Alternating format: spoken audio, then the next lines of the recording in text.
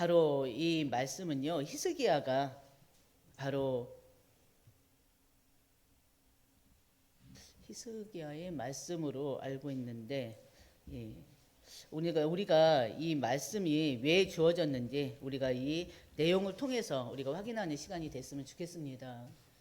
바로 오늘의 말씀의 제목은요, 말씀 앞에 선 사람이 역사를 바꾼다. 이 제목을 가지고 나가려고 합니다. 우리가 지금까지 지금 역대하 지금 첫 번째, 두 번째, 오늘 세 번째 마지막을 지금 말씀을 나눌 것입니다.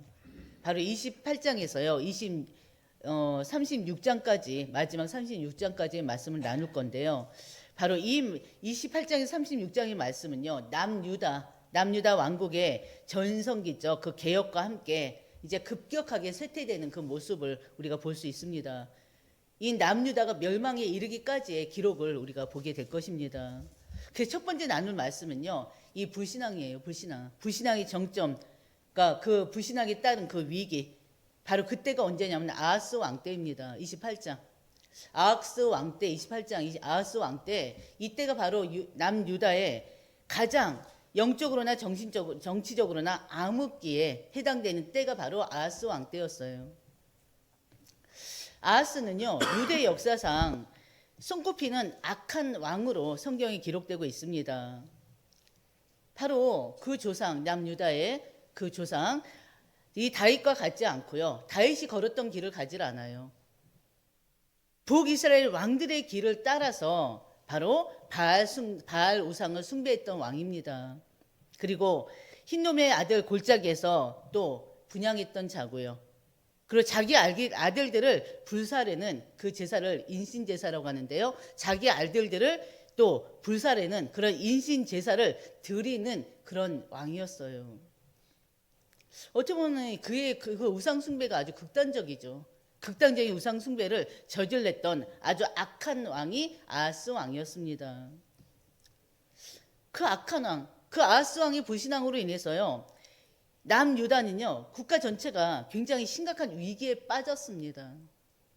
우리가 지금 계속 왕들의 모습을 보게 되는데요, 왕이 어떤 정치를 행하느냐에 따라서 나라가 흥하기도 하고 망하기도 하는 걸 우리가 보게 될 것입니다. 마찬가지예요. 아하스 왕 때 최고의 그 우상 숭배로 인해서 나라가 완전히 심각한 위기에 빠진 걸 우리가 볼 수가 있어요.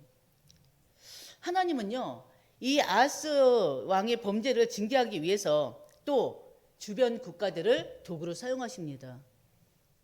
잘 보세요. 이스라엘 민족이 어떻게 망해 가는지. 근데 하나님께서는요, 이스라엘 국가를 징계하는데 믿지 않은 이방 국가를 통해서 징계하신다는 거. 그러니까는 제가 먼저 이 역대하를 그러니까는 나누기 전에 말씀드렸잖아요. 역대하는 회복의 말씀이라고. 근데 이게 이 기록된 때가 바로 포로기 이후에 기록된 거라고요. 근데 중요한 것은요, 포로기 이후에 그 이스라엘 백성들은요, 도대체 이해가 안 가요. 우리는 하나님이 택한 백성 아니냐? 하나님이 택한 백성들이 어떻게 이렇게까지 망해질 수 있느냐? 특히나 하나님께 택한 우리 국가가, 우리 민족이, 하나님 특별히 택한 이 선민이 어떻게 믿지 않은 이방 나라들에게 우리가 이렇게 망할 수가 있느냐? 그것을 하나님 앞에 질문했다고도 볼 수가 있어요. 그거에 대한 해답이 바로 역대기예요. 하나님께서 계속 이스라엘 민족들 징계하는 거 보면요, 북이스라엘도 아수르에 망했잖아요. 아수르는 어때요? 이방 국가예요. 하나님 믿지 않은 국가예요. 우상 국가예요. 남유다도 바벨론을 망했잖아요. 바벨론 또한 이방 국가입니다. 하나님 믿지 않은 우상 국가입니다. 바로 하나님께서는요, 이 아하스의 이런 우상 숭배의 범죄 때문에요, 아하스 왕을 징계하는데 바로 주변 국가를 도구로 사용해서 징계를 하신다는 것입니다.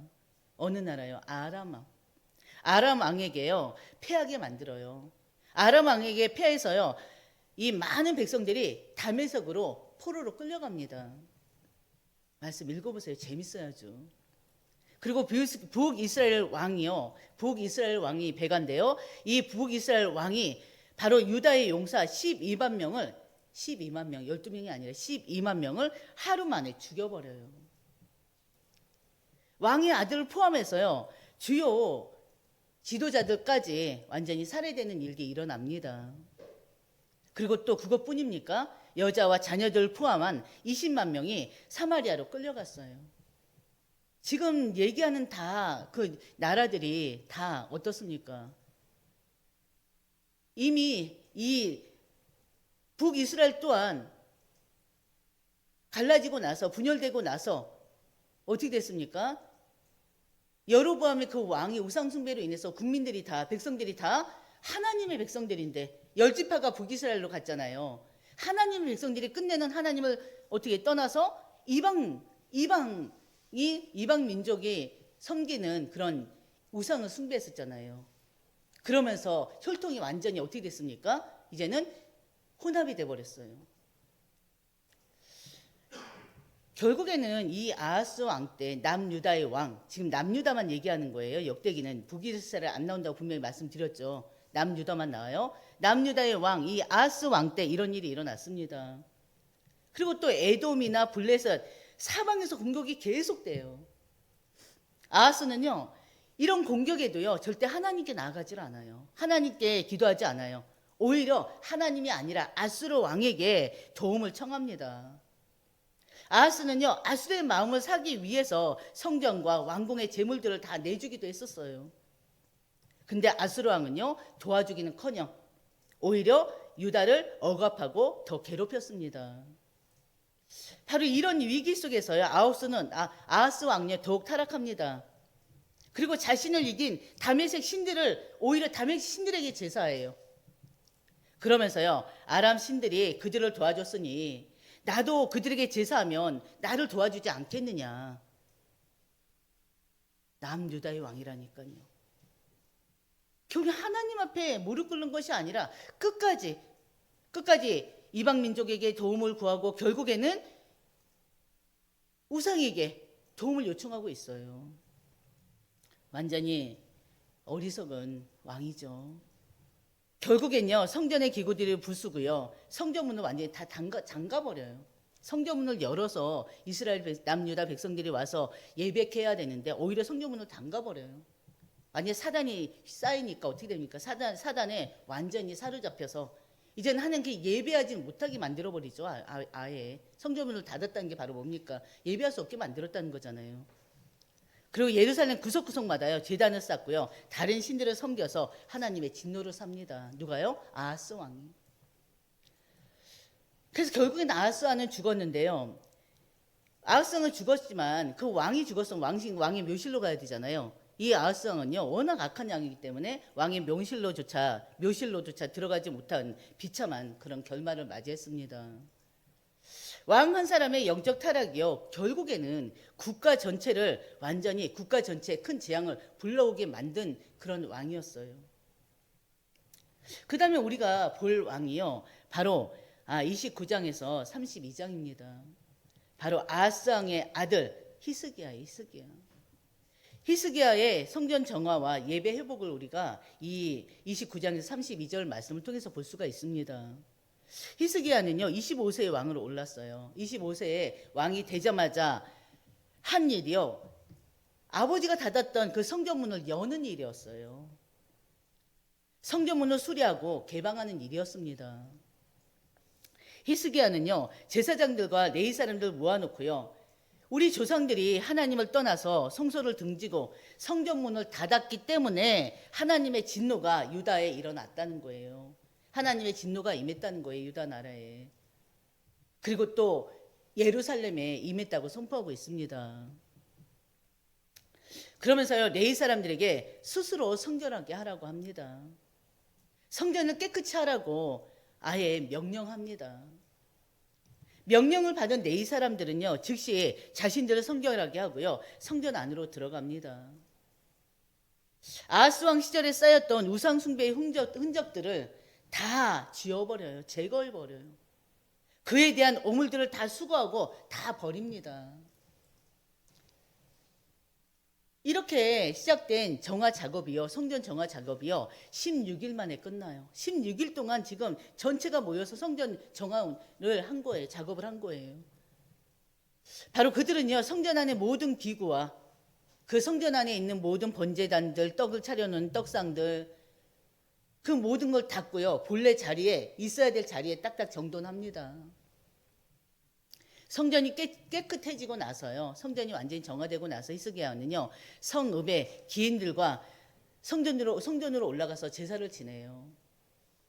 하나님께 무릎 꿇는 왕들, 하나님께 방향 맞춰져 있는 왕들은 항상 뭐든지 무슨 일을 하든지 먼저 제사예요. 일이 끝나고 나서도 제사예요. 제사가 요즘의 말로 뭡니까? 예배 아닙니까? 하나님께 먼저 예배 드려요. 이때 유다 지파뿐만이 아니라 온 이스라엘을 위해서 속죄 제물을 드립니다. 이것은요, 지금 남북으로 이스라엘이 분열됐잖아요. 분열된 민족 전체의 그 죄를 히스기야 왕이 짊어지고 이제 기도를 하는 거예요. 하나님 앞에 예배를 하는 거예요. 한마디로 그 자체가 히스기야의 영적 리더십입니다. 또 다윗 왕이 정한 규례대로요, 네이 사람들에게 바로 비파와 수금을 켜게 하고요, 그리고 번제를 드릴 때 여호와의 노래와 나팔 소리로 온 성전에 찬양이 울려 퍼지게 합니다. 이때 백성들은요, 자기들이 가져온 번제물을 가져왔을 거 아니에요. 번제물이 너무 많아서요, 제사장들의 일손이 부족할 정도라고 했어요. 그 정도로 백성들이 그동안 예배를 못 드렸으니 얼마나 기가 막힙니까? 히스기야를 통해서 이제 예배가 회복되고 있는 거예요. 이 모든 일들은요, 히스기야가 즉위하자마자 아주 매우 신속하게 빠르게 진행된 일들입니다. 히스기야 왕은요, 성전 정화에 이어서 바로 북이스라엘과 유다를 하나로 묶는 유월절 절기를 지킵니다. 분열 왕국 시대에 남과 북이 함께 예배 드린다는 거 얼마나 감동스러운 일입니까? 히스기야는요, 이제 전령들을요, 단에서 부활 새벽까지 다니면서 바로 조상들처럼 고집 피우지 말고 하나님께 돌아오라고 선포하게 합니다. 그래서 전령들이 이제 다니면서 하나님께 돌아오라고 선포하고 다녀요. 근데 그때 북이스라엘 사람들 중에서요, 상당수가요, 그 전령들을 비웃습니다. 북이스라엘 사람들이에요. 전령들을 비웃고요, 조롱하기도 해요. 그러나 그중 몇 사람은요, 겸손한 마음으로 바로 예루살렘에 옵니다. 예배 드리러 옵니다. 하나님께 제사하러 옵니다. 이때 유다 사람들은요, 하나님의 감동으로 그들과 한 마음으로 함께 하나님, 이 왕의 명령에 순종해서요, 하나님께 제사를 드려요. 유월절 그 양을 잡을 때요, 북이스라엘 사람들 중에 일부는 또 어떤 일이 일어나는요, 제사를 지내고 있는데, 양을 잡고 제사를 지내고 있는데, 일부는 자신을 성결하게 하는 그 절차를 다 마치지 못한 상태에서 제사를 지내고 나서야 자신이 성결되는 거잖아요. 예배를 통해서. 그렇잖아요. 그렇지도 않았는데 제사를 지내는 중이에요. 어떻게 합니까? 바로 6월절에 그 양을 먹어버린 일이 일어나요. 제물을 먹어버려요. 율법을 어기는 일이죠. 율법을 어기기도 합니다. 이때 히스기야가 하나님 앞에 기도해요. 선하신 하나님 여호와여, 저들의 죄를 사하여 주시옵소서. 히스기야가 오히려 그들의 죄를 하나님께 사해달라고 기도합니다. 하나님은요, 히스기야의 기도를 들으시고요, 그들을 용서해 주십니다. 이제 유다 백성들과 북이스라엘에 온 사람들은요, 7일 동안 무교제를 지키면서 아주 그 안에서 하나님 앞에 이제 어떻게 해요? 제사하면서 아주 즐겁게 시간을 보냅니다. 네이 사람들과 제사장들은요, 날마다 악기를 울리면서 하나님을 찬양하고요.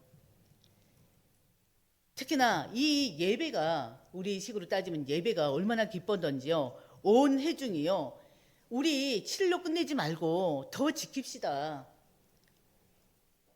그래서 결국엔 결정을 합니다. 그래서 7일을 더 14일 동안 정말 이 축제가 이어지는 거예요. 하나님 앞에 제사하고 예배하고 찬양하는 이 축제가 14일까지, 7일을 더해서 14일까지 계속돼요. 솔로몬 왕 이후로요, 예루살렘에 이와 같은 큰 기쁨이 없었다고 기록될 만큼 대단한 영적 부흥이 그때 일어났었습니다. 어떻게 보면 지금 남북이 갈라져서 남유다가 북이스라엘을 완전히 어떻게 해요? 한 민족으로 여기질 않았던 때잖아요. 남북이 완전히 단절되었던 그때 오히려 이스라엘 그 민족적인 그 민족성, 유대 민족으로서의 그 정체성을 회복하는 그런 순간이기도 했습니다.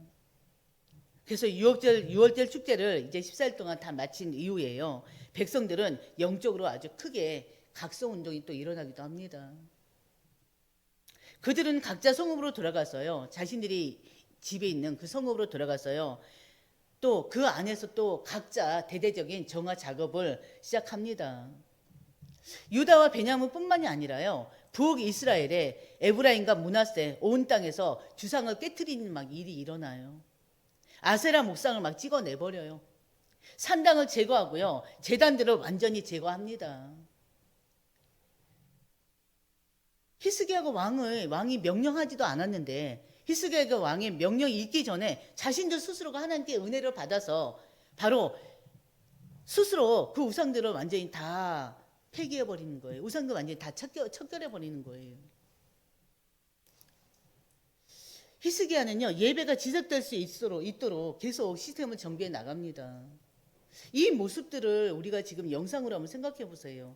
지금 제가 들려줬던 이 하나님 말씀 그대로를 갖다 제가 읽어드린 거나 마찬가지인데, 그걸 한번 머릿속으로 생각해 보세요. 우리가 지금 올 한해 지금 원단이 바로 회복이잖아요. 우리가 지금 회복해야 될 게 무엇입니까? 우리 안에 있는 복음이 아닌 그 모든 것들이 이젠 다 깨부셔야 돼요. 복음에 방해되는 것들을 다 깨부셔야 됩니다. 하나님보다 더 사랑하는 그 우상들을 다 깨부셔야 돼요. 하나님 우리에게 원하신 게 바로 그거예요. 오로지 말씀과 기도로 빚어지는 회복이 있어야 됩니다. 우리의 마음과 생각과 우리의 전 인격이 성령으로 완전히 덧입혀져서요, 우리의 전 인격이 하나님께 향해야 돼요. 하나님께 돌아서야 돼요. 말씀 앞에 서야 돼요. 하나님 우리에게 원하신 게 바로 이거예요. 히스기야가 했던 일이 바로 이겁니다. 회복 운동을 한 겁니다. 히스기야는요, 다윗 시대의 전통을 따라서요, 번제를 드리고 화목제를 드립니다. 그래서 성전문에서 찬양을 합니다.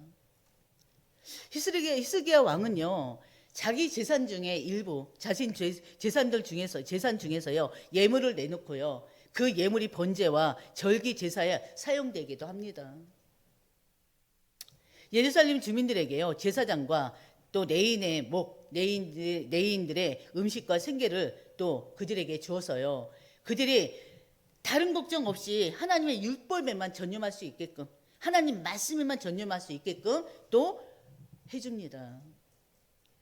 그 후에 이스라엘 백성들은요, 아주 폭발적인 반응이 막 나타나요. 자신들이 소유했던 그런 기름이나 꿀, 곡식, 세포도주, 그것들에 대한 첫 열매를 드려요. 첫 열매 11조를 성전으로 가져옵니다. 그래서 성전에 예물들이 계속 쌓여져요. 히스기야는 들어온 예물들이요, 낭비되지 않도록 관리하고 체계를 세웁니다. 히스기야는 하나님 보시기에 선을 행했던 자예요. 정의를 행했던 자예요. 진실함으로 하나님 앞에 나아갔던 자입니다. 우리가 바로 그런 그런 진실함, 그런 믿음이 우리에게 있어야 돼요. 그렇지 않습니까? 31장 21절 보면요, 제가 안 해놨나요? 32장 21절 보면요, 그가 행하는 모든 일, 곧 하나님의 전에 수정되는 일이나 율법이나 계명이나 그의 하나님을 찾고 한 마음으로 행하여 형통하였도다 그랬어요. 형통하게 된 이유가 바로 뭐예요? 바로 오로지 하나님 앞에 선을 행하고 진실하게 하나님 앞에 예배하고 찬양하고 하나님 앞에 돌아서서 하나님을 향해서 지금 나아가는 그 모습들, 그것들로 인해서 결국에는 어떻게 습니까? 하나님을 찾고 그 한 마음으로 행한 것 때문에 하나님 형통함에 그 축복 또한 주시는 거예요. 모든 일이 형통해지는 거예요. 히스기야가 모든 개혁을 성실히 다 마치고 나서요, 아수르 왕 사네림이 유다를 침략합니다. 히스기야는 두 가지 방향으로 대응해요. 아수르 왕 사네림이 유다를 침략할 때 두 가지로 대응합니다. 한 가지는요, 이 적군들이, 이 아수르 군인들이 마실 물을 없애기 위해서 성 밖의 모든 물의 근원을 완전히 막아버려요. 그리고 성벽을 높이 쌓고요, 무기를 제조합니다. 백성들을 모아놓고요, 아수르 왕의 군대보다 더 크신 이가 우리와 함께 하신다. 왜? 지금 쳐들어오잖아요. 아수르 군대가 쳐들어오잖아요. 그럼 백성들이 얼마나 또 두려움 떨겠습니까? 백성들이 두려워 떨지 않도록 지금 선포하는 것입니다. 아수르 왕의 군대보다 더 크신 이가 누구다? 여호와 우리 아버지다. 하나님 아버지다. 그 여호와 하나님 아버지가 우리와 함께 하신다. 너희와 함께 하신다. 여호와 하나님은 지금도 우리와 함께 하십니다. 여러분과 함께 하십니다. 이 교회와 함께 하십니다. 히스기야는요, 우리와 함께 하신 분은 우리 아버지 여호와시다라고 그들을 두렵지 않게 안심시켜요. 아수르 왕 사네림이 예루살렘을 포위합니다. 32장 20절 보면요, 그때 히스기야 왕과 선지자 이사야가 하늘을 향해서 하나님께 막 부르짖는 기도를 해요.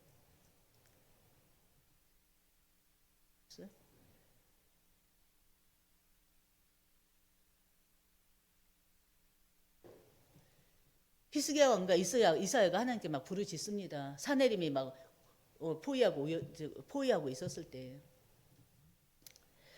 그때는 우리가 아는 것처럼요, 열왕기하 19장 35절 보면은 여호와의 사자가 나와서 아수르 군대 몇 명을 18만 5천 명 군대를 다 없앴다고 그랬잖아요. 죽였다고 그랬잖아요.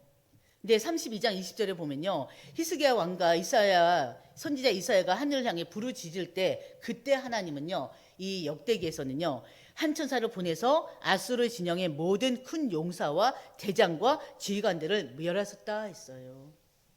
그러니까 18만 5천 군대 안에 바로 큰 용사와 대장과 지휘관들이 있지 않습니까? 표현만 다를 뿐이지 같은 내용의 말씀이에요.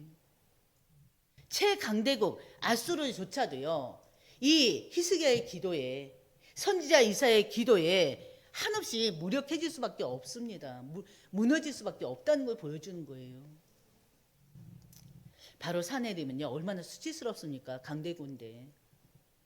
바로 시를 당하고 돌아간 산헤림은요, 자신이 섬기던 신전에서요, 친아들에게 살해당합니다.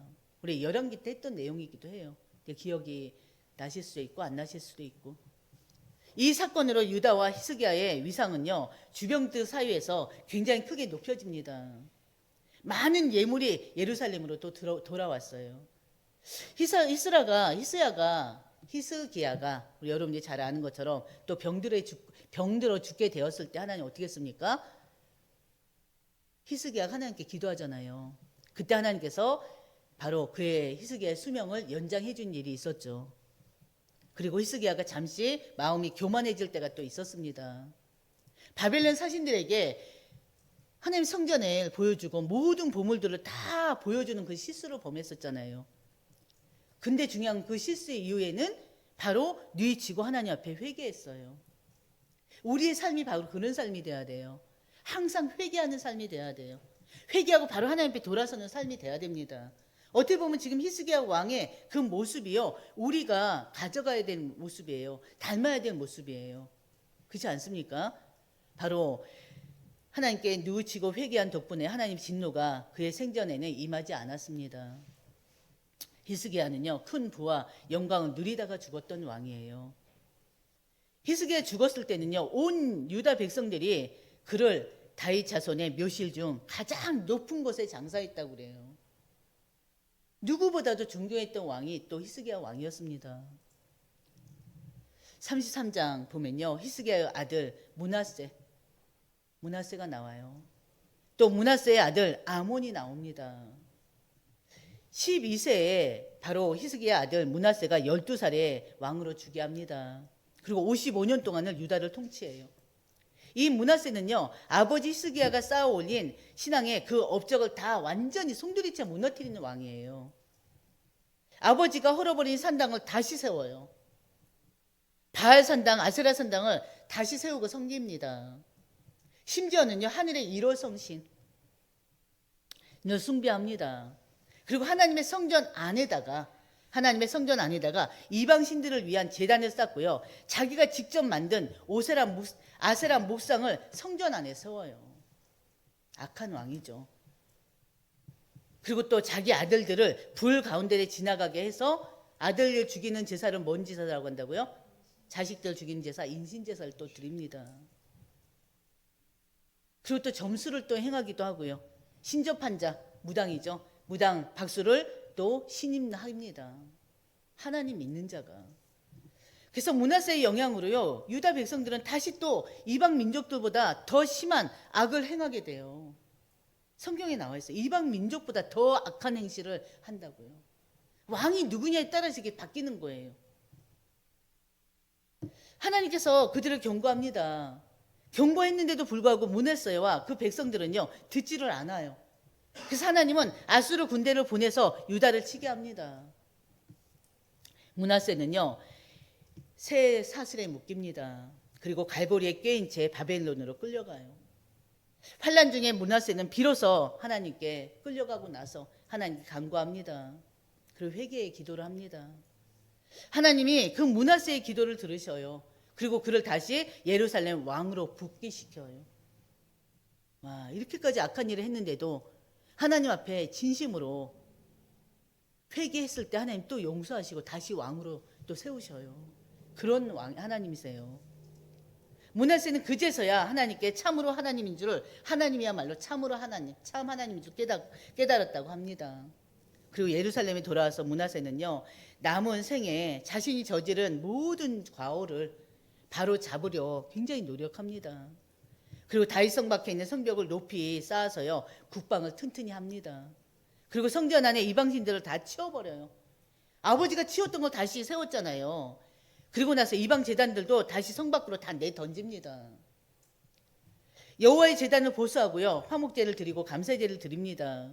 그 유다 백성들에게 여호와를 섬기라고 명령합니다. 근데 이미 히스기야 때 오로지 하나님께 예배드리고 그 참 기쁨을 맛을 봤던 그들이 이제는 므낫세로 인해서 다시 우상을 섬기는 일들이 일어났잖아요.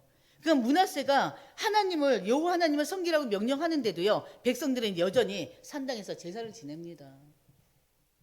이걸 보면서 저는 이걸 또 읽고 준비하면서, 야, 진짜 목회자의 한 사람의 역할이 이렇게 중요한 건데, 목회자가 강단에서 어떤 말씀을 선포하느냐에 따라서 그 말씀이 성도들한테 그대로 들어가는데, 그러니까 좀 더 말씀에서 비켜나지 않도록 더 기도하고, 더 말씀을 붙잡고 기도하고 그 말씀 그대로로 성도한테 전달해야 되는 게 우리 임무인 거예요.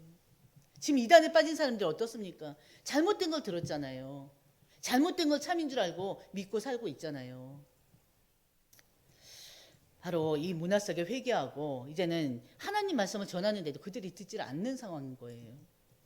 그리고 이제 그 다음에 바로 므낫세의 뒤를 이어서 아들 아몬이 22살에 즉위합니다. 아몬은 아버지가 만든 우상들을 또 다시 섬기며 또 악을 행해요. 그러나 아버지가 보인 그런 겸손과 회개는요, 절대 본받지 않고 더욱 범죄합니다. 결국 즉위 2년 만에요, 신하들에 의해서 궁중에서 살해됩니다. 공중이 아니라 궁중에서 살해됩니다. 하나님은 아무리 큰 죄인이라도요, 진심으로 회개하면 용서하지만 동시에 아몬처럼 회개의 기회를 놓친 자는 바로 결국에는 비참한 종말을 보게 합니다. 그리고 34장에서 35장이에요. 아몬의 뒤를 이은 유다의 마지막 영적 부흥을 이끈 요시야 왕입니다. 아까 제가 히스기야라고 했는데 요시야 왕의 이야기였어요. 요시야 왕은요, 8살 때 왕이 됐습니다. 어린 나이에 즉위한 왕이죠. 그럼에도 불구하고요, 유다 역사상 가장 철저한 종교 개혁을 단행했던 왕입니다. 누구라고요? 요시야. 왕이 된 후 8년, 그러니까 16세가 됐을 때요, 비로소 하나님을 찾기 시작했고요. 20세부터는 본격적으로 우상 타파에 나섰습니다. 유다와 예루살렘의 산당, 아세라 산당, 아로 새긴 우상들 모두 다 쳐부셨어요. 특히 바알 지단들을 허물고요, 우상의 가루들을 제사 지내던 자들의 무덤에 완전히 뿌려버렸습니다. 그 요시야 왕의 개혁은요, 유다를 넘어서 이미 멸망한 북이스라엘의 옛 영토 북이스라엘까지 이릅니다. 26세 때 요시야는요, 아하스와 므낫세 시절 회파된 하나님의 성전을 다시 수리하기 시작합니다. 이때 대제사장 hil기야가요, 성전 수리 중에 모세가 전한 여호와의 뭔 책? 율법책. 저번에 제가 강단에서 말씀드렸던 것처럼 율법책을 발견합니다. 이때예요. 맞아. 이때예요. 그리고 서기관 사반이 왕 앞에서, 백성들 앞이죠 따지면, 왕 앞에서 백성들 앞에서 이 율법책을 낭독합니다. 그때 요시야가 큰 충격을 받아요.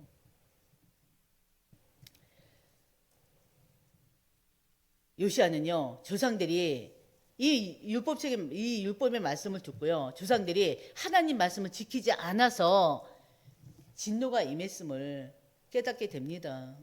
그리고 자기 옷을 찢으면서 통곡합니다. 요시야는 혼자 회개하는데 그치지 않고요, 온 나라 백성들을 하나님 앞으로 이끕니다. 이스라엘의 모든 장로와 백성들을 모으고요, 왕이 직접 이제는 율법책을 직접 읽어줘요. 요시야는 율법책에 기록된 대로 철저하게 유월절을 준비하고요, 그리고 자신이 가진 그런 가축 중에서 어린 양, 염소, 이제 제물에 필요한 어린 양, 염소, 숫소를 유월절 제물로 내주기까지 합니다. 그래서 38장 18절 보면요, 선지자 사무엘 이후로 이스라엘 가운데서 유월절에 이같이 지키지 못하였고 그랬어요. 전무후무한 유월절이죠, 따지면. 요시야처럼 지킨 왕은 없었다고 했습니다. 이 유월절은요, 질서와 정성 면에서는 최고였다는 거예요. 이토록 신실했던 요시야에게도 위기가 찾아왔습니다. 애굽왕 누고가요, 바벨론을 치러 올라올 때 요시야가 이를 막으러 나가요. 자기가 막으려고 변장까지 하고 나가요. 말씀드렸었는데 기억나실지 모르겠습니다.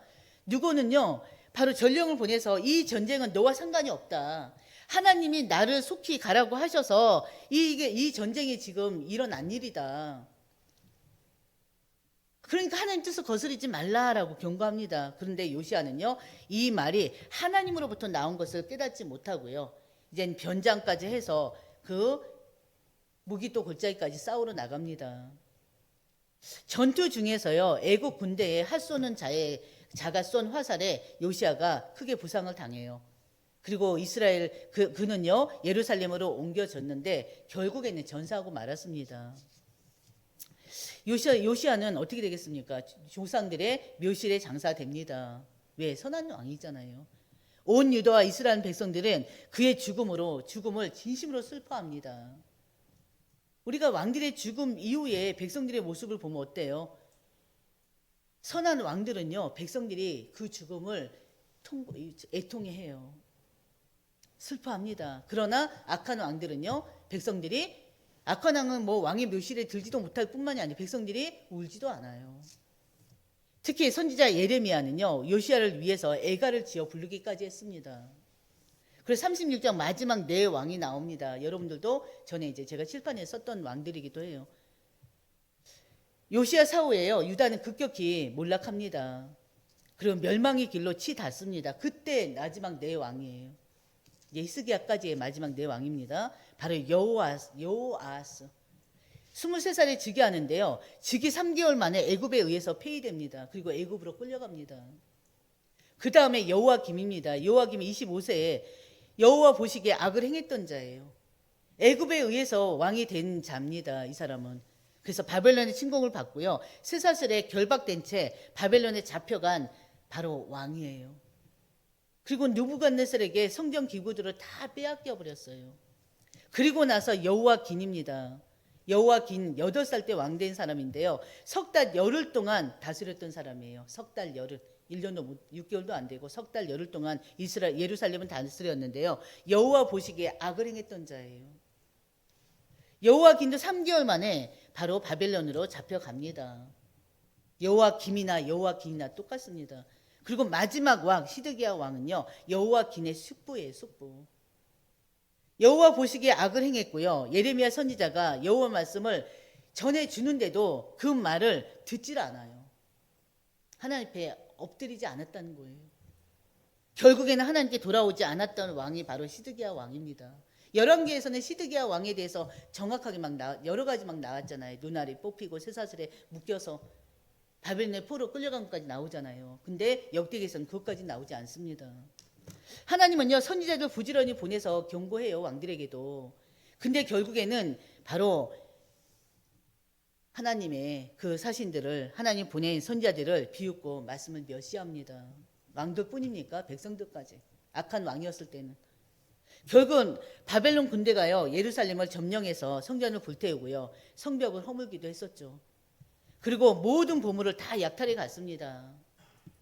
살아남은 자들은 다 여러분이 너무나 잘 아는 것처럼 바벨론에 끌려가서 노예가 돼버렸잖아요. 근데 역대기는요, 이걸 결말로 내지 않아요. 절망적인 그 멸망으로 끝내지 않습니다. 바로 바사 왕, 페르시아 왕 고레스가 즉위한 원년에 하나님께서 그의 마음을 감동시키셨어요. 같이 보겠습니다. 36장 23절 마지막 36장 23절입니다. 같이 보겠습니다. 하늘의 신 여호와께서 세상 만국을 내게 주셨고 나에게 명령하여 유다 예루살렘 성전을 건축하라 하셨으니 너희 중에 그의 백성된 자는 다 올라갈지어다. 바로 하나님께서는요, 고레스 왕 때 이 이스라엘 민족들, 남유다 백성들, 바벨론에 포로된 그들을 이제는 예루살렘으로 이제는 나가게 합니다. 포로에서 해방되게 하는 거예요. 너희 하나님 여호와께서 함께 하시기를 원하노라 하면서 조세를 딱 내립니다. 역다의 마지막은요, 비극 속에서도 멸망 속에서도 끊어지지 않는 희망, 기환을 보여주는 거예요. 하나님 말씀에 불순한 대가는 혹독했는데 하나님이 약속하신 대로 70년 만에 다시 회복의 문을 여십니다. 우리 잠깐 이 남유다의 20명의 왕들을 잠깐 보겠습니다. 왕들이 총 20명이에요. 북이스라엘도 20명이고요. 근데 북이스라엘은요, 단 한 사람도 선한 왕이 없었습니다. 보면은 첫 번째부터 20명 다 기록되어 있는데요. 보면 어떻습니까? 악함, 보통, 또 선함, 악함, 보통, 선함. 보통 이 세 왕은요, 끝내는 어떻게 됐습니까? 보통이었다 변질된 왕들이에요. 처음에는 잘 나가다가 끝내는 우상 숭배했던 왕들이에요. 그리고 므낫세 같은 경우 우리가 오늘 봤던 것처럼 악한 왕이었는데 끝내는 회개하고 하나님께 돌아왔던 왕이잖아요. 근데 자신은 회개하고 돌아왔지만 백성들은 여전히 우상을 숭배했던, 제가 좀 아까 바로 전에 말씀드렸습니다. 그리고 또 요시야, 선한 왕. 지금 보세요. 빨간 글씨로 되어 있는 왕들이 몇 명입니까? 총 5명밖에 안 돼요. 회개하고 돌아오는 왕도 있지만 처음부터 끝까지 하나님 앞에 정말 선하다고 여겨졌던 왕은 총 5명밖에 안 됩니다. 이러니 하나님께서는 어떻게 해요?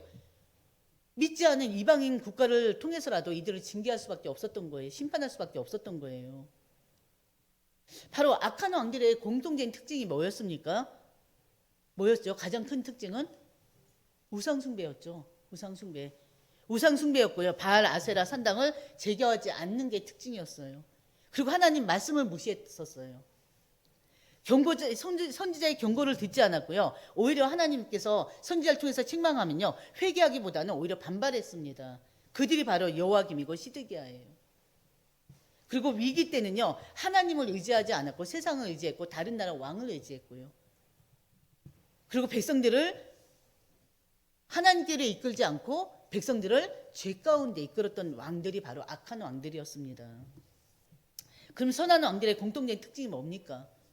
선한 왕들은요, 오늘 말씀의 제목처럼요, 하나님 앞에 선 사람입니다. 그들이 역사를 바꿨었어요. 중간중간에 역사를 다 바꿨어요. 끝내는 철저하게 망했지만. 선한 왕들의 공통적인 특징은요, 하나님 말씀을 기준으로 삼았습니다. 그 대표적인 인물이 누구겠습니까? 누굴까요? 바로 히스기야와 요시야죠. 히스기야, 요시야. 기록된 대로 순종했던 자들입니다. 하나님 말씀에 기록된 대로. 그리고 우상을 제거하는데 아주 단호했었고요. 그래서 산당, 아세라, 또 우상, 제단 부수고 백성들을 회개하도록 했던 자입니다. 완전히 대개혁을 했던 자들입니다. 그리고 위기 때 하나님께 돌아갔던 왕들이에요. 군사보다 기도, 외교보다 회개가 먼저 됐던 자들입니다.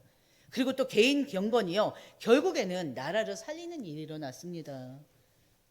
왕이 회개했을 때 나라가 회복했었잖아요.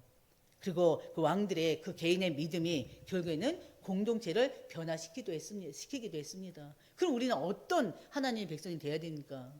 바로 선한 왕, 하나님 앞에 악을 행하는 자들이 아니라 하나님 앞에 선한 자들, 바로 말씀대로, 말씀 앞에 돌아서고 말씀대로, 말씀에 순종하면서 살아가는 자들입니다. 그리고 철저히 우상을 어떻게 해야 돼요? 멀리 해야 돼요. 우상을 절대 두시면 안 돼요. 우상이 바로 뭐예요? 지금의 우리 우상이 뭡니까? 우리는 형상 우상 안 섬기잖아요. 사상 우상. 아직까지 버리지 못한 내 철학, 내 사상, 내 것 있잖아요. 그게 우상이에요. 하나님보다 더 사랑하는 그게 우상이에요. 그거를 여러분들이 하나하나 한번 자신들을 돌아보시면서 아직까지 내게 남아있는 우상이 뭘지 한번 보시길 바랍니다. 그걸 완전히 없애버려야 돼요. 부셔버려야 돼요. 척결해야 됩니다. 그럴 때 하나님께 인정받는 바로 하나님의 선한 하나님의 자녀가 되는 것입니다. 우리 찬송가 203장 찬양하면서